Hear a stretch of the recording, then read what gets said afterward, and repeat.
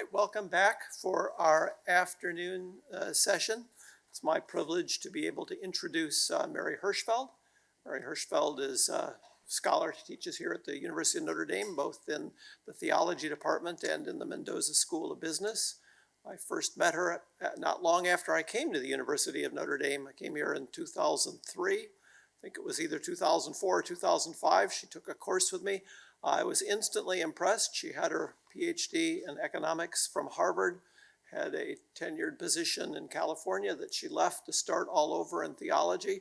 An extraordinary personal story. Obviously, it worked out very much to the good for her and for us. So she has a Ph.D. both in theology and in economics and works in the interface of the two. A strong interest in virtue theory from Aristotle to Thomas, actually everything Thomas. She's an outstanding scholar, outstanding teacher, and outstanding person. Certainly someone that Francesca and I were very eager to invite for this conference. So having said that, turn it over to Professor Hirschfeld.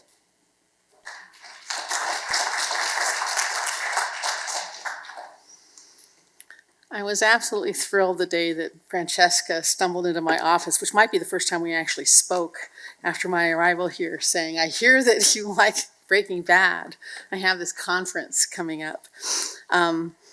And so I'm always happy to talk about pop culture and the great television that's available to us in the modern era. One of the amazing things about this new form or genre is you get these extended canvas to really drill down deep into who people are and what they're about. And as we've already seen in this conference, and this is probably the best, I mean, the Breaking Bad, Better Call Saul universe is probably the best for this. Profound moral complexity. You can talk about it from all these different angles. The one that has always attracted me when I was first experienced this new form of TV that lets you get so deep into characters is that it allows you to see the complexity of the human situation, and especially the complexity of human interrelationships, our relationships with one another, and the way we end up being complicit in each other's moral development or lack thereof. So I gravitated towards the story of Chuck and Jimmy. What I'm going to be doing here is much more micro analysis. It would be really interesting to compare this to other relationships and draw the contrasts and so on. But what I want to do here is actually go into the mystery of this relationship that has so much to do with how this series plays out. Okay, so that's my brief introduction. I have to get my notes so I can look at them. So I want to start with the whole drama of Better Call Saul centers on the fall of Jimmy McGill. And because it's a prequel, we go into it knowing that Jimmy's going to fall. We know that he's going to become Saul Goodman. So the focus then is on how did this happen. So when we first meet Jimmy in season 1 in Uno, you can see that he's kind of, loose with the rules and plays fast and loose with things. But you don't get the feel that he's that kind of, the criminal lawyer that he ends up becoming in Better Call Saul, Breaking Bad. Okay, so it takes us 6 seasons to witness this. And, okay. And this panel is the screenshots from the opening credits from season 1, 2, 3, 4, 5, 6. And just look at the way they play out.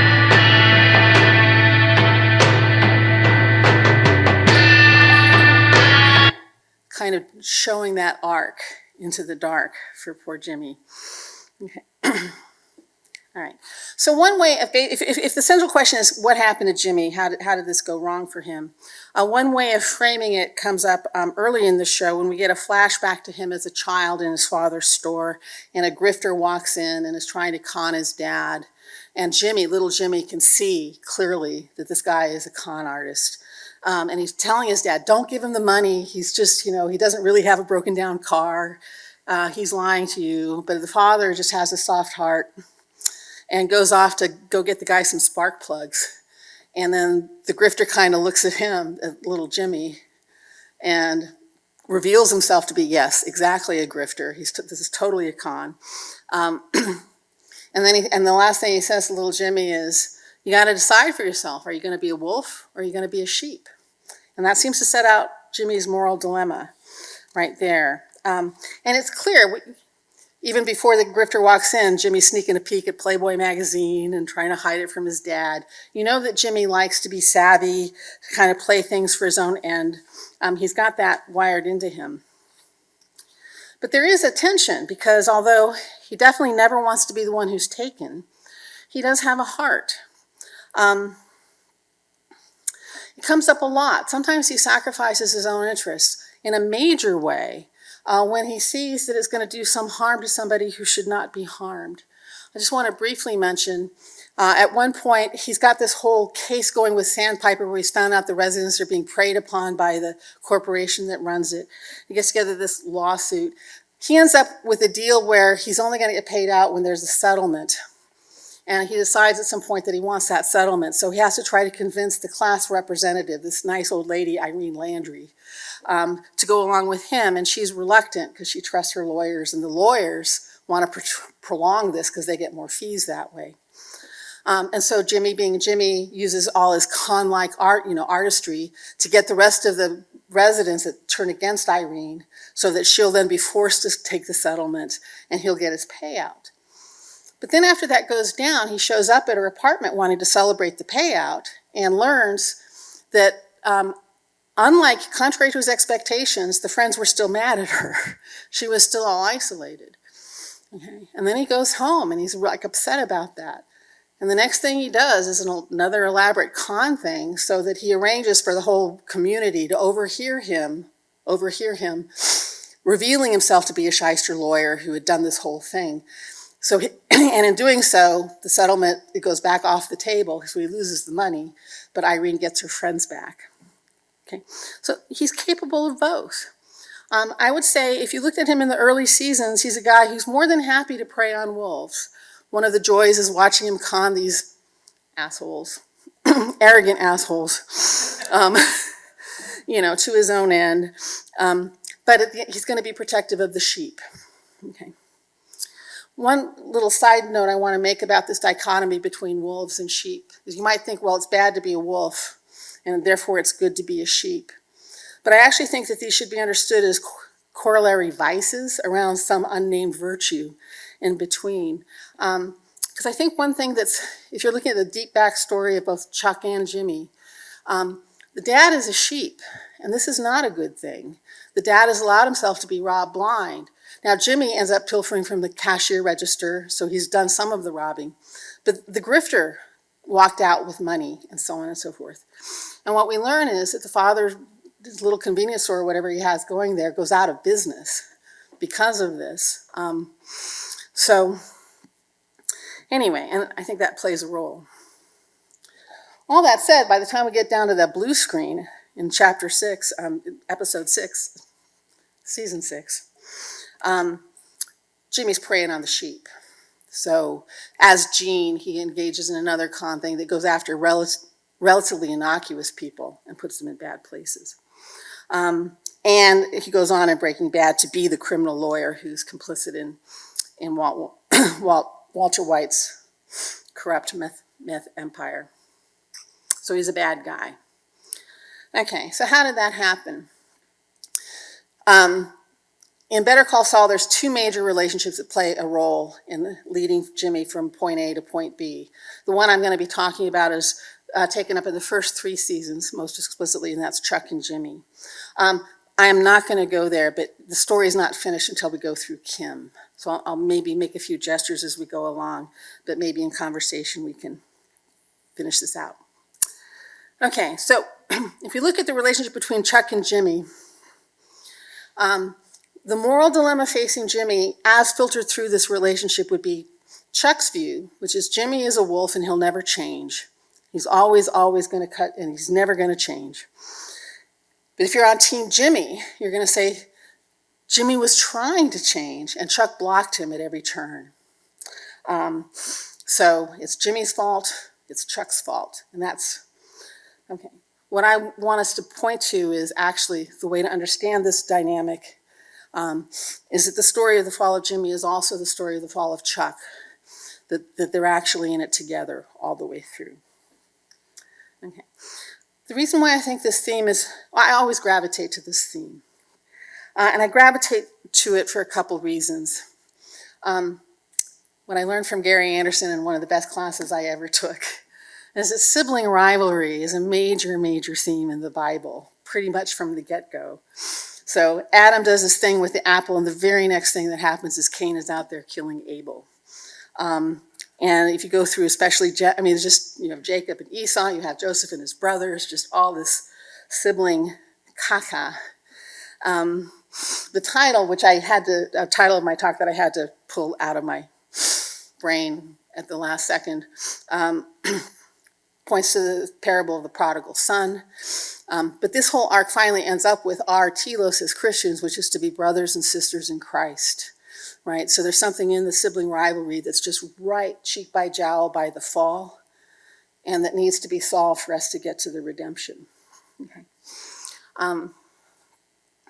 I had first gravitated towards the parable of the prodigal son, because the prodigal son strikes me, that whole parable strikes me as pointing to one of the main dynamics that plagues us as fallen human beings.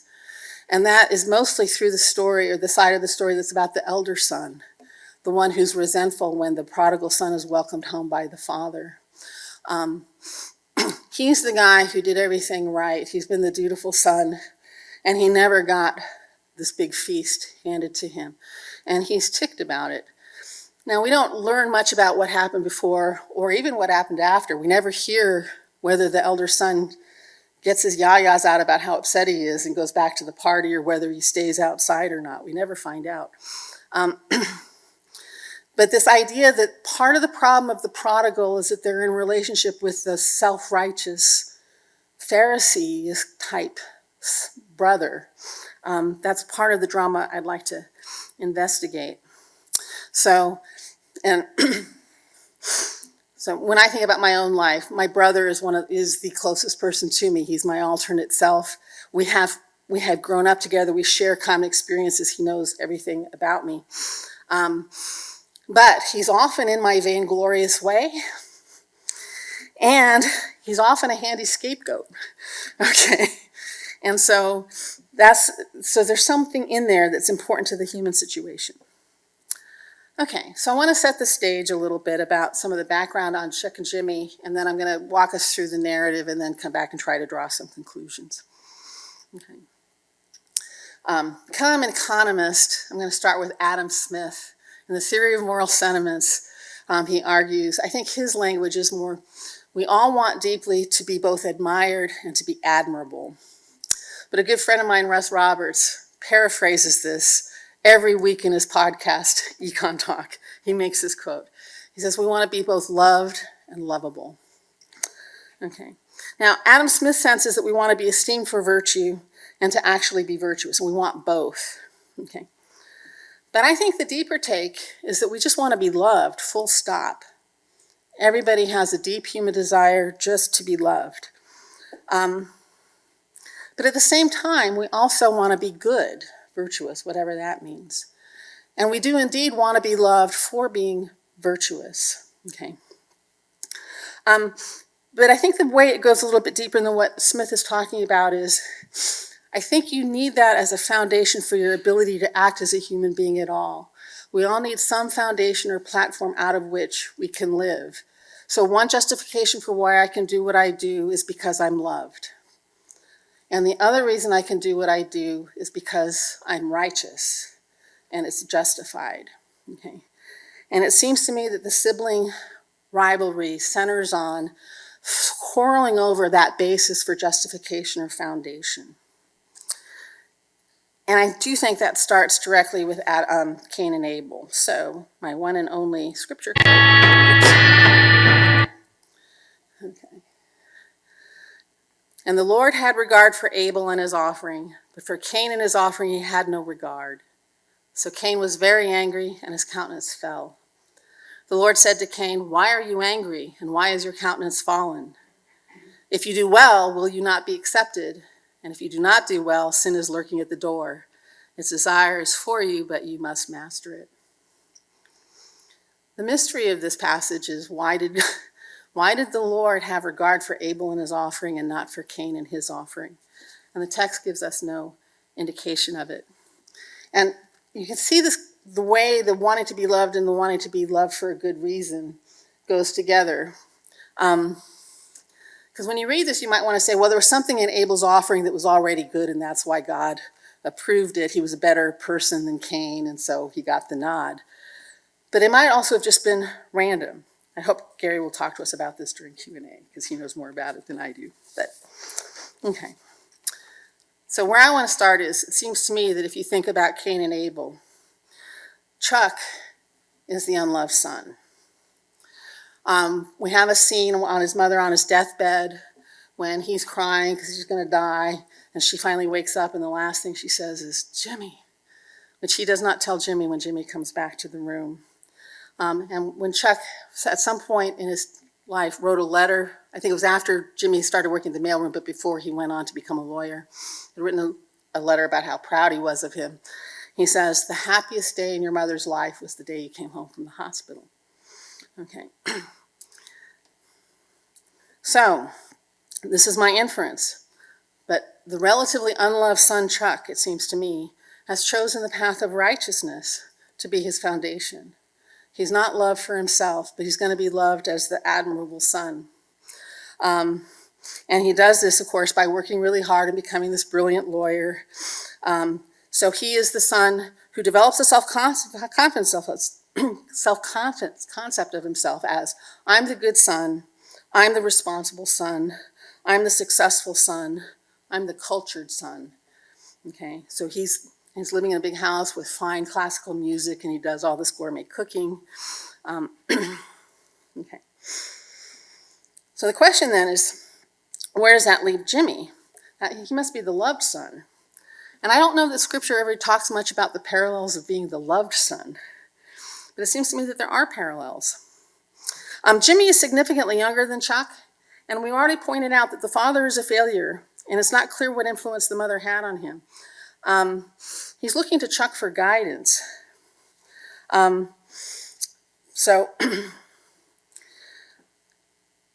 Okay, so he's looking to Chuck for guidance, and Chuck is not necessarily going to be inclined to want to guide him towards being a righteous son because he's already the loved son. Okay, so Jimmy starts out in life as he's never had to work to be loved by his parents, and so he's the guy who just figures I can do whatever. He's just irresponsible. He just, and he has this idea that he can get away with things. And this, doesn't work out well for him. He ends up as Slippin' Jimmy, conning people. He ends up with a Chicago sunroof, which I don't even like talking about. But then significantly, Chuck bails him out. And Jimmy decides there that he actually does want to be respectable. He wants to be able to have this in his life. And he's going to take Chuck as his role model. And so he says in that scene, I want to make you proud and I want to make me proud. Okay, so you can hear the human motivation on this. But this is a real problem for Chuck. Why would he be willing to share the one card he has to play to the brother who already had the bigger prize of parental approval or parental love? Okay, so that's the background. One last thing I want to say. Chuck may have been the unloved son, but he actually was a very loved brother. Jimmy takes it for granted, for example, that when Chuck falls ill, it should fall to him to sacrifice quite a bit. Daily trips to Chuck's house to supply him with what he needs, often out of his own pocket, while he's scrambling to make a living for himself. And the show actually points that out, puts a spotlight on that at many places. All right, so now we have to figure out how, with this kind of ground setting, the whole thing fell apart. So I'm going to just... I feel bad narrating a plot to almost everybody who probably knows it, but we'll do it. Jimmy, at one point, is in the mailroom, getting his brother's approval as that, and the Chuck comes in after a big case, and everybody's celebrating him for his brilliance or whatever. And then the next thing Jimmy does is he decides to become a lawyer. Okay, so he kind of wants to play for Chuck's territory here. Okay. So, and Jimmy works hard. So he gets into law school at the University of American Samoa by a correspondence class, but he passes the bar. And he's expecting, I think, for Howard, the HHM, the firm that his brother works at, to hire him as a lawyer. And this does not happen. And he is led to believe at the time that it's not happening because Howard Hamlin is the one who's blocking him. Shortly after this, and it's hard to know whether it's related to Jimmy becoming a lawyer or related to his own divorce from his wife, but Chuck develops this condition called electromagnetic hypersensitivity, which is revealed to be a psychosomatic illness. And as I already noted, Jimmy takes care of him.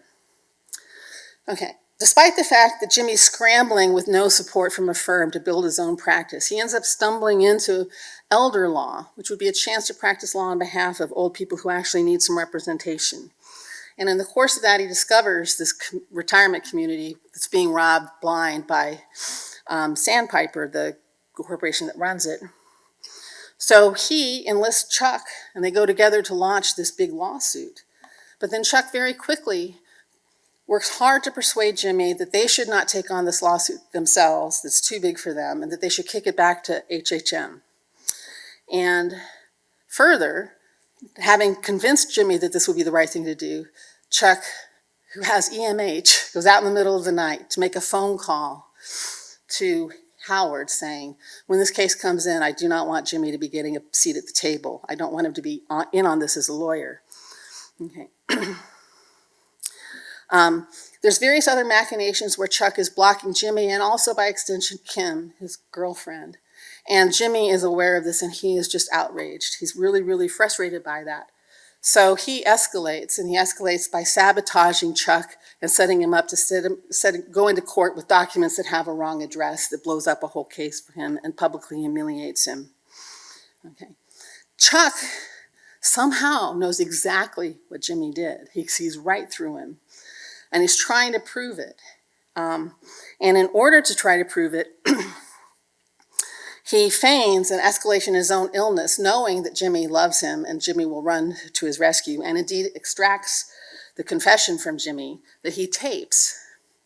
Okay? And then he uses this tape and some of Jimmy's behavior after that to start a proceeding to disbar him from the law altogether. And I do think it is well to watch the scene. So Jimmy, with Kim as his lawyer, is fighting to stay, to not be disbarred. And Chuck is going to testify at this. So, and he has to come in with all of his protection against the EMH in the environment. But what Jimmy has done is he's managed to plant a live battery on Chuck. And Chuck has sat there for over an hour without noticing. And then right before the scene starts, Jimmy has revealed to the court and Chuck that this battery is there, and we get this scene. Mr. McGill's mental illness is a non-issue. If he were schizophrenic, it wouldn't take away from the fact that the defendant... I am not crazy! I am not crazy. I know he swapped those numbers. I knew it was 1216. One after Magna Carta, as if I could ever make such a mistake. Never. Never. I just couldn't prove it. He covered his tracks. He got that idiot at the copy shop to lie for him. Mr. McGill, please, you don't have to go. You think this is something? You think this is bad? This chicanery? He's done worse. That's billboard. Are you telling me that a man just happens to fall like that? No, he orchestrated it. Jimmy. He defecated through a sunroof. And I saved him. I shouldn't have. I took him into my own firm. What was I thinking? He'll never change. He'll never change. Ever since he was 9, always the same. Couldn't keep his hands out of the cash drawer. But not our Jimmy. Couldn't be precious Jimmy. Stealing them blind. And he gets to be a lawyer? What a sick joke. I should have stopped him when I had the chance. And you have to stop him. You...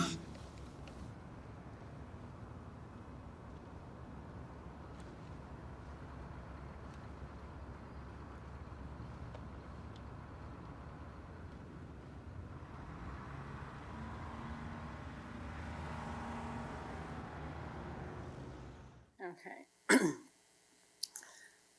I think that shows a lot of what I've been talking about Chuck's underlying motivations here. Okay. To carry on with the escalation, Jimmy is in fact suspended for a year as a result of this hearing, which is better than it could have been. Because he's poor, he's scrambling to get his malpractice insurance adjusted down to save himself some money. And in the course of having a conversation with the insurance agent, he realizes that Chuck McGill is on the same insurance company, and he just happens to let them know that Chuck is crazy and is a danger to, reckless has been outed in the courtrooms doing stupid things. As a result, they try to cancel his insurance, and HHM, his firm, finally decides to ease him out. So Chuck's last gasp at self-vindication is, now that he's been exposed as having a psychosomatic illness, is to finally do the work to try to overcome it. And it looks like he's making progress. In the penultimate, or one of the last episodes in season 3, Jimmy comes by and he's standing there with the lights on and music playing and everything's fine, saying, "I'm all better now." And in that conversation, Chuck manages to tell Jimmy that Jimmy has simply never mattered to him at all, which is clearly devastating to Jimmy. But then everything immediately falls apart for Chuck. The EMH comes back in a harrowing sequence of events. He's ripping his house apart, trying to find the electromagnetic source of his discomfort. And he ends up in despair after several days of this, just kicking out a kerosene lantern that's sitting on top of a bunch of flames with the intention of setting the house on fire and self-immolating himself. So he commits suicide. Okay. So by the end of this, Chuck is dead, so that's his fall. And Jimmy is well on the way to his own end. Okay. All right. So I want to step back a minute and talk a little bit first about Chuck as Cain, or the sullen elder son. The very first line we hear from Chuck in Better Call Saul is when Jimmy's coming to pay him a visit, and he says, "Did you ground yourself?" And what he means is, did you tap this thing, and are you EMH safe? But hear the resonance of that. Do you have a grounding? Is there a principle that underlies who you are, what you're doing? Chuck himself, as I've already said, lacks the grounding that comes naturally to the loved son. So he grounds himself in righteousness. But notice he's grounding himself. And because this project is rooted in self-righteousness, not the righteousness that comes to us from God, it's necessarily a corrupted righteousness. So on the good side, he really does believe in law and the duties and obligations that go with it. He believes in the importance of being truthful and above board. Read an interesting article comparing Jimmy the sophist with Chuck, the representative of Socratic pursuit of truth for its own sake.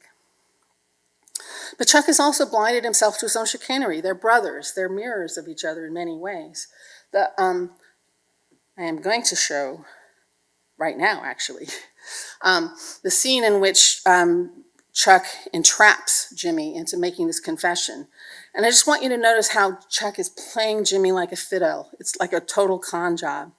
To back things up, one of the moves Chuck makes is he lets it be known that he's quitting HHM because he knows Jimmy, who loves him, will come running right over to see what's going on. And when Jimmy comes in, he sees his brother's gone completely badly. That Mr. McGill's mental illness is a non-issue. Okay, try this one. What if I told you didn't make a mistake? For Christ's sakes, Jimmy, stop humoring me. Stop trying to talk everything right. I reffed you. It was me. I would have made Nixon proud. I changed 1261 to 1216. It was me. It all went down exactly like you said. I mean, exactly. I doctored the copies. I paid the kid at the shop to lie for me. It is insane how you got every detail exactly right. So you can relax, okay?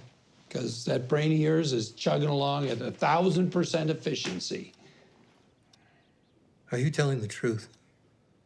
Or are you just trying to make me feel better? I am saying it to make you feel better. Sure shit wouldn't be telling you otherwise. But yes, it's the truth. You'd go to such lengths to humiliate me? I did it for Kim. Well, she worked her butt off to get Mesa Verde while you and Howard sat around sipping scotch and chortling. Hamlin, McGill, more like Scrooge and Marley. Kim deserves Mesa Verde, not you, not HHM. She earned it and she needs it. I did it to help her, but I honestly didn't think it would hurt you so bad. I thought you'd just say, oh crap, I made a mistake, and go on with your life like a normal person. But oh no, wishful thinking.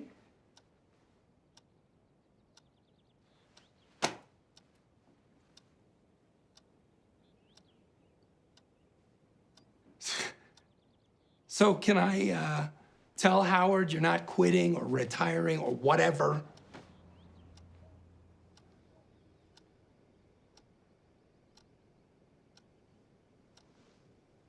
Can we take all the shit down off the walls?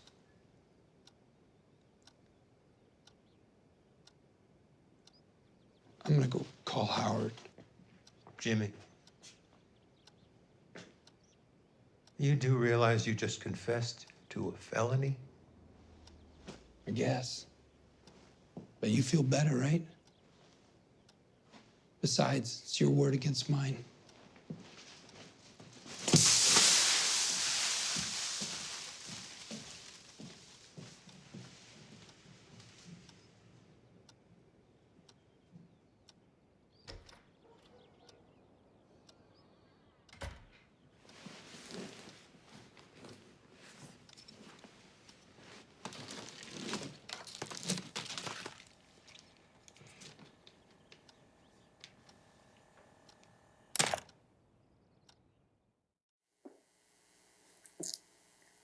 That scene always hurts my heart.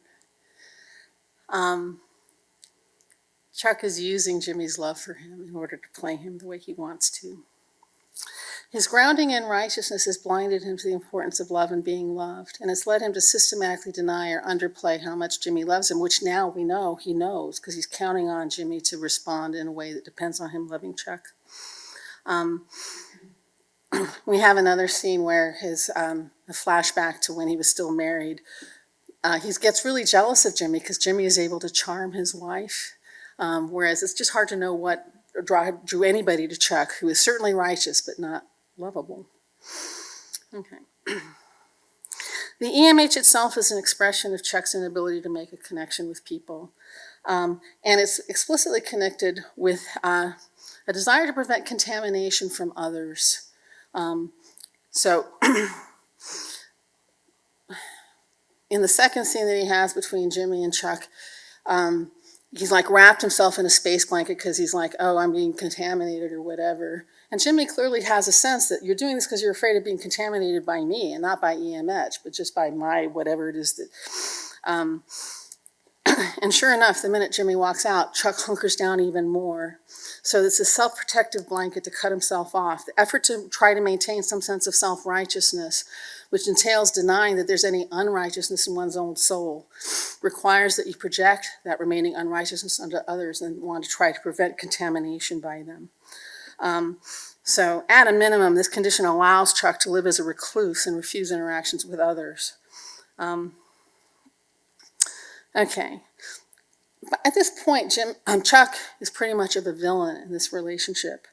But I do think we should have some strong feelings for him. The project of the son who's not loved is not one that can ever be really remediated. So he has to try to lean on the one thing he has available to him, this righteousness thing. But because we're human and we can never be perfectly righteous, it necessarily corrupts itself. So he's just kind of stuck, and I think that's why suicide ends up being his only way out. Okay, so if that's the tragedy of the unloved son, what about the loved son? You would think that the loved son has hit the jackpot, right? We would all rather be the loved child. I think the trouble here are twofold. Jimmy knows himself to be like, it's the ground he walks on. He expects people to like him. He plays off it. He can charm people so easily. He just expects to be liked, embraced, loved. He goes through life much more easily in that sense than Chuck ever did. But he knows he's tempted by being a wolf. He knows that he's tempted to use this as a way to manipulate other people to his own ends. And so he's aware of a darkness in his own soul. And as I think I already suggested, he doesn't have to try. He doesn't have the same motive to be good that the unloved son has. So even though he kind of would like to be good, because we're all wired to want to be good, he doesn't need to be good the way Chuck needs to be good. And that allows him to be more easily co-opted by his other thing.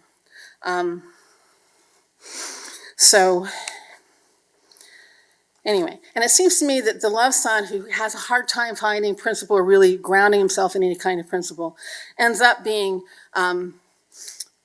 dangerous, unstable, right? There's no principle to ground them, and that's what allows him to cut corners for good ends, but eventually, as always happens, that means starting to lose sight of the good ends themselves. It's part of his downward spiral.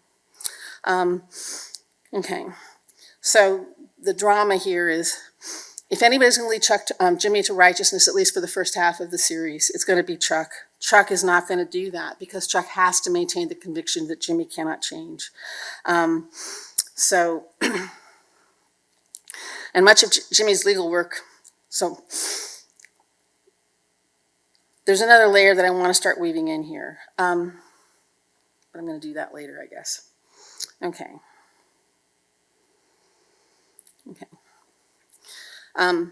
So he's trying to do this impossible task of getting Chuck's approval. Chuck cannot give it to him for his own reasons. So we have that impasse. It's not surmountable. So then Jimmy starts projecting this onto other people. Because his brother occupies the space of the righteous elite, i.e. the Pharisees, he's very, very sensitive to how the righteous firms, HHM in particular, but Davis and Maine and all these other firms also play that role. So what happens is that Jimmy ends up taking his anger at Chuck and he projects it onto these firms. And I want you to notice this class element. He's the shyster lawyer who has, loud ties, works out of a nail salon, drives this beat up old car. And the guys that he's opposed to, the righteous ones, are driving Jaguars that have plates that say Namaste. Okay. That's very much in the mix. Okay. So, sorry, my notes are just not clear here. Okay. So after Chuck has finally killed himself, Jimmy knows he's complicit in this because that whole escalation story that I told, right? Okay. And he absolutely refuses to admit any sense of guilt whatsoever. In fact, when Howard comes to say, I think trying to kick Chuck out was part of why he killed himself and this is a heavy burden for me to bear, Jimmy's like whistling a happy tune and all jaunty or whatever.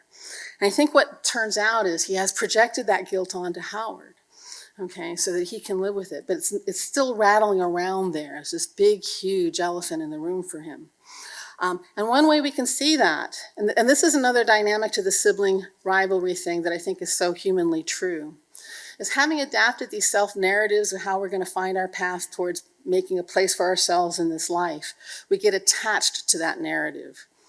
So a few episodes after that, Howard comes to Jimmy and says, hey, we did wrong by you when we didn't let you in on these cases. We did wrong by you when we didn't hire you. I see that you've been working really hard. I've seen you in the courtroom. You're a really good lawyer. You have a lot to add. Let's give you a place at HHM. And Jimmy doesn't even think about it for a second. Not even for a second. He's finally getting the approval that he had wanted from Chuck, from Howard, and he will not take it. And that seems to me to be a very human thing, that we would rather have our sense of grievance than have the grievance settled. And so then he starts pitching bowling balls over to wreck the Jaguar with the Namaste plate, and so on. And because he's having that motion, I do think it sets up the subsequent major arc, which has to do with Kim taking over and driving him off of the cliff. Okay, so what lessons are there here that are interesting? I've been trying to say, and I don't think I've gotten all the way to the depth of it, but it seems to me that in these relationships, the guilt is shared. There's not a righteous son and there's not an unrighteous son. There's two unrighteous sons duking it out. And I do think Chuck's EMH is a very good metaphor for this. We try to pretend that it's just us, right, and that other person is over there, and it's simply not true.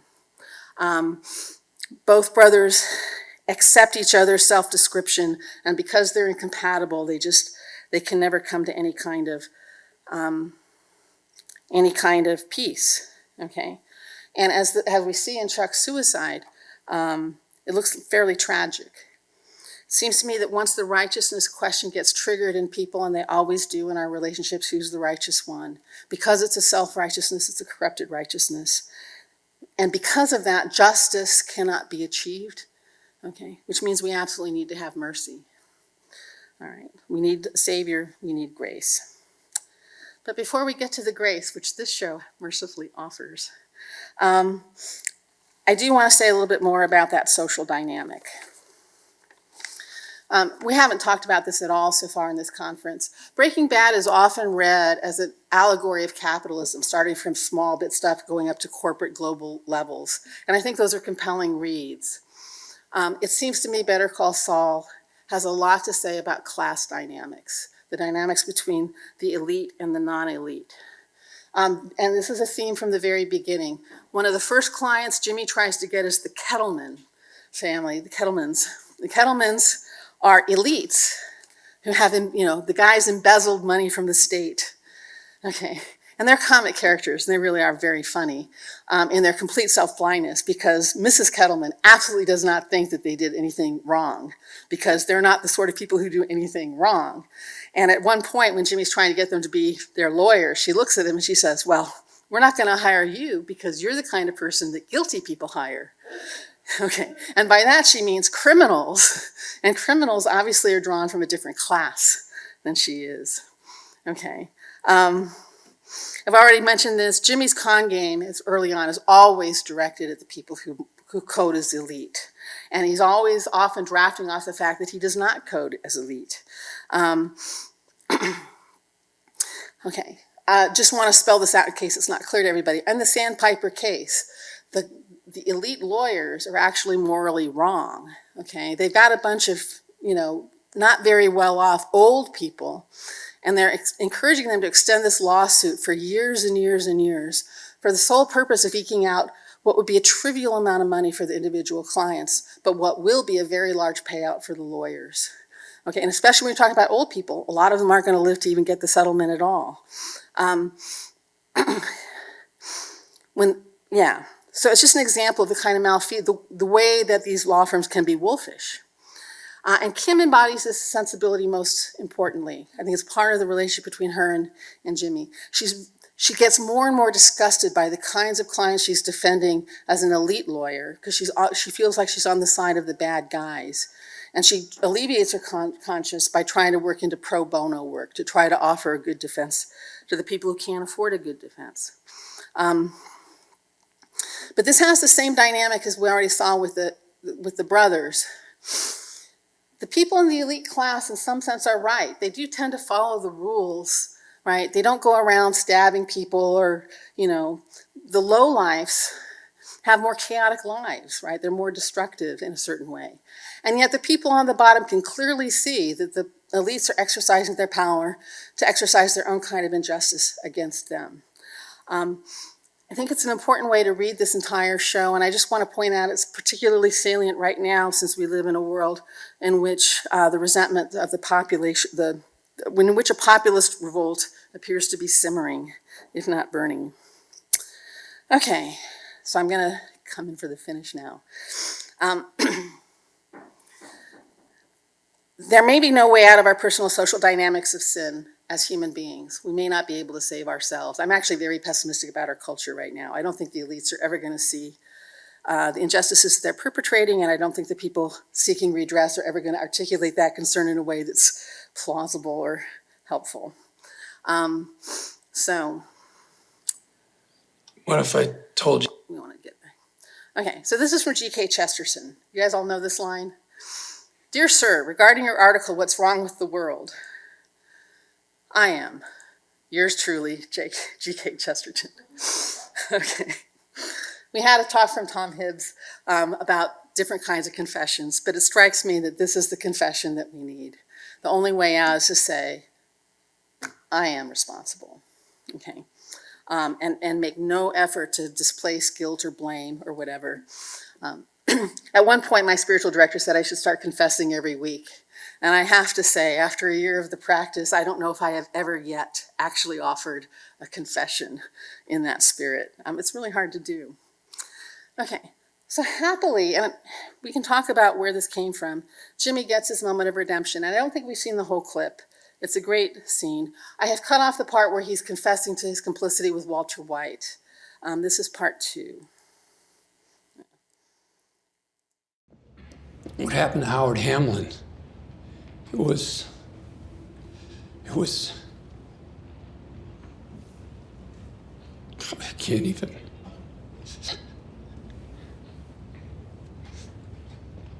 After that, Kim had the guts to start over.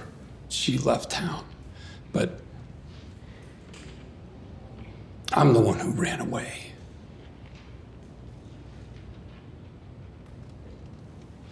And my brother Chuck, Charles McGill, you may have known him. He was an incredible lawyer. He's the most brilliant guy I ever met, but he was limited. I tried. I could have tried harder. I should have. Instead, when... Your Honor. Bill, please, just let me get through this. Instead, when I saw a chance to hurt him, I took it. I got his malpractice insurance canceled. I took away the one thing he lived for, the law. After that, he killed himself.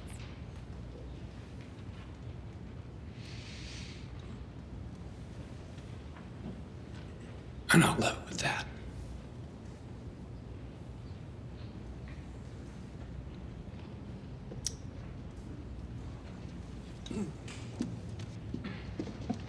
What was all that?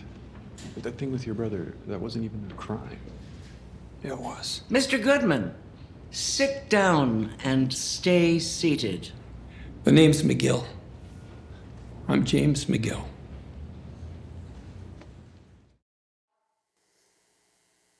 I love that he reclaims the name after confessing the crime against his son. Part of his choice to become Saul Goodman was exactly against Chuck. So that's a lovely moment of redemption. And I love the fact that he can name it as a crime, even if it's maybe not legally prosecutable, because it reminds us that justice is bigger than what the legal system can cash out. I read this as a full-on redemption. What the scenes that we see subsequently speak to that. So this is a moment of grace for Jimmy to suddenly swerve back to himself in a real way. But if what I've been arguing is correct, that the two brothers' fates are intertwined, it seems like there's an issue with the fact that there's not redemption for Chuck, who has committed the great sin of despair and killed himself. But right after this scene, we get a flashback. So one of the great things about this final episode in Better Call Saul is you get these 3 time-traveling episodes where Chuck talks to Mike about, if you had a time machine, what would you regret and what would you go back and do? And he talks to Walt about, if you had a time machine, what would you go and do? He doesn't talk about the time machine here, but this is the 3rd flashback, and I do want us to watch it in its entirety.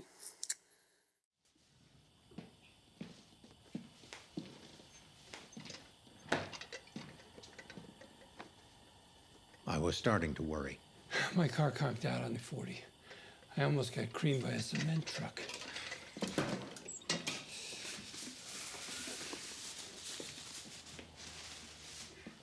Oh, they had those apples that you like? I got you half a dozen, Fuji. And the newsstand on Central said they might start carrying the Financial Times. So that's good, right?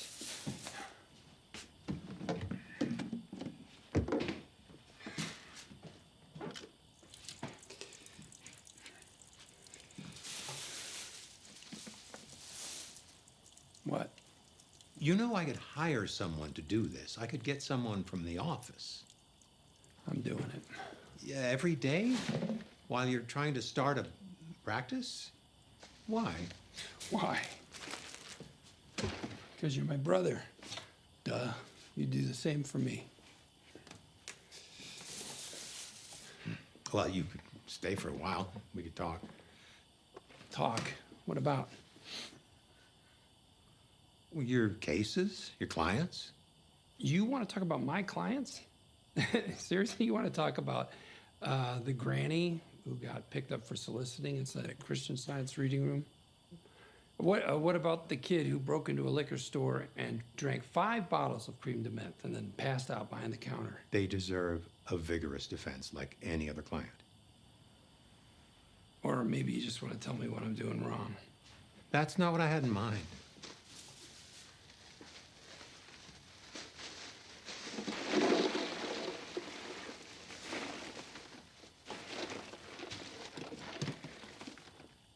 I'm hoping you didn't steal that from a motel ice machine. You can hope. I'm gonna take a pass on the heart-to-heart, Chuck. One of my deserving clients, he got caught waving the weenie outside a Hobby Lobby. Hold on. You got to reimburse yourself. This one's on me. Jimmy, if you don't like where you're heading, there's no shame in going back and changing your path. Oh, when have you ever changed your path? Hey, think on it. We always end up having the same conversation, don't we? I'll see you tomorrow, Chuck. And I might have the Financial Times.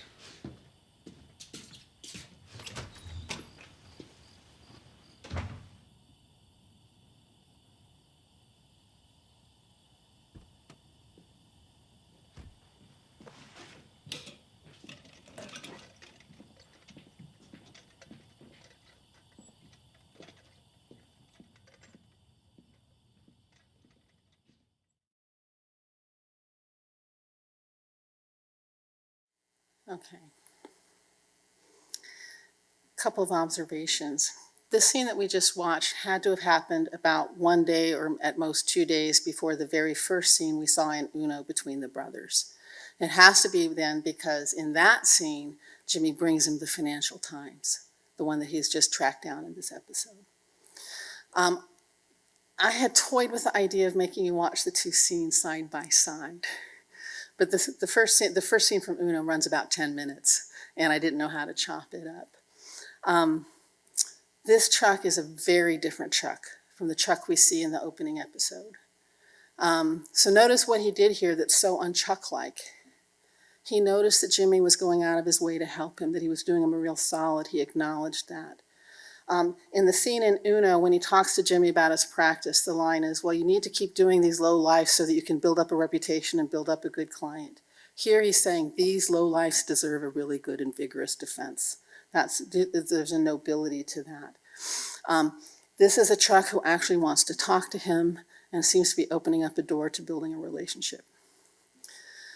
So I'm going to go to a very crazy place, but I will give you the sensible interpretation of all of this. The interpretation of this is that this is Jimmy's regret, that in this conversation that Chuck offered him the day before the show started, Chuck had given him room to build into a better, more loving, honest relationship, and that Jimmy, as we see, declines that offer and moves out. And I'm pretty sure that's the one that we're supposed to take with it. But whimsically, I would like to read this scene as Chuck actually time traveling, or at least what would have happened if you had asked Chuck, what would you do with the time machine? And if you had asked Chuck, what would you do with the time machine? He would have gone back to Jimmy and offered him these kinds of options. It seems to me like it's a possible grace note for thinking about this relationship. It at least opens up the possibility that Chuck himself might have had regrets. Well, first of all, Chuck had the capacity to lean into a relationship that was more healthy, fruitful, loving. And that because of the way that we talked past each other, it was an opportunity missed, but it was always there. and maybe one that Chuck regretted. So, redemption for everybody. Thank you.